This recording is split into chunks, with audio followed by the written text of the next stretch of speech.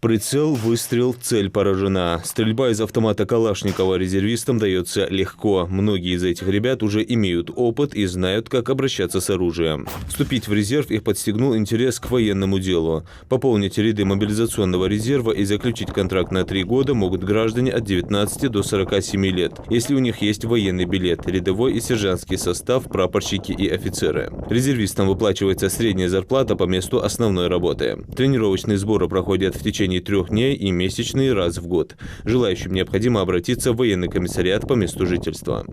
Завершен еще один этап подготовки боевого армейского резерва страны. Бойцы из Ингушетии прошли обучение на полигоне Кадамовской Чеченской Республики, где с помощью навык ведения огня из всех видов стрелкового оружия получили знания ведения боя и военной подготовки. Программа подготовки резерва будет продолжаться в декабре. Наши земляки будут систематически проходить 3-дневные сборы, получая за это от 4 до 9 тысяч рублей, при этом находясь на бесплатном питании и полном государственном обеспечении. Предлагаю всем желающим присоединиться и вступить в армейский резерв.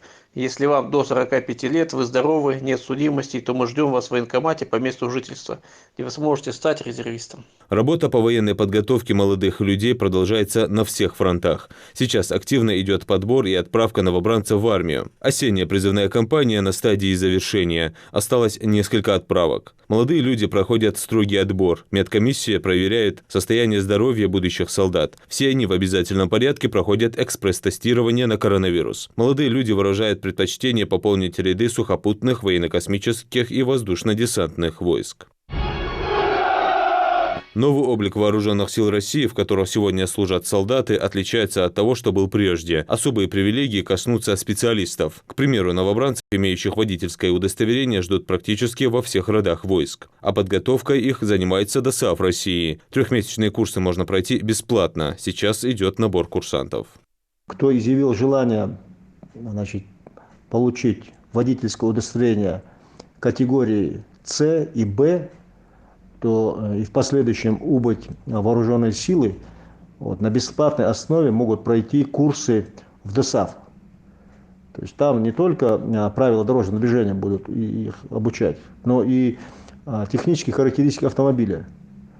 Это все на бесплатной основе. Вот здесь в Назране у нас школа есть, в Слепцовской есть школа. Они учатся 3 месяца и уже после весной получают эти права водительские, и мы их отправляем в армию. Естественно, приоритет будем делать на них, на этих ребят. То есть я имею в виду хорошие воинские части, уже с профессией они будут убывать. А сейчас о тех, кто надолго решил связать свою жизнь с военным делом. Служба по контракту в вооруженных силах сочетает как личные, так и государственные интересы. Это добровольный вклад в укрепление обороны страны, повышение боеготовности российской армии и флота. Денежное довольствие военнослужащего по контракту от 30 тысяч и до 50 и далее достигает суммы.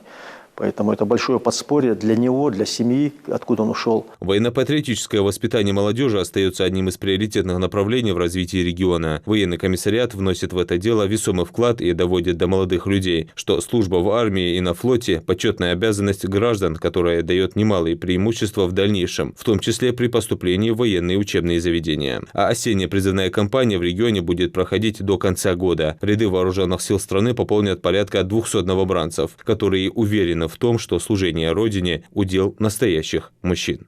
Юсуп Гелисханов, Новости 24.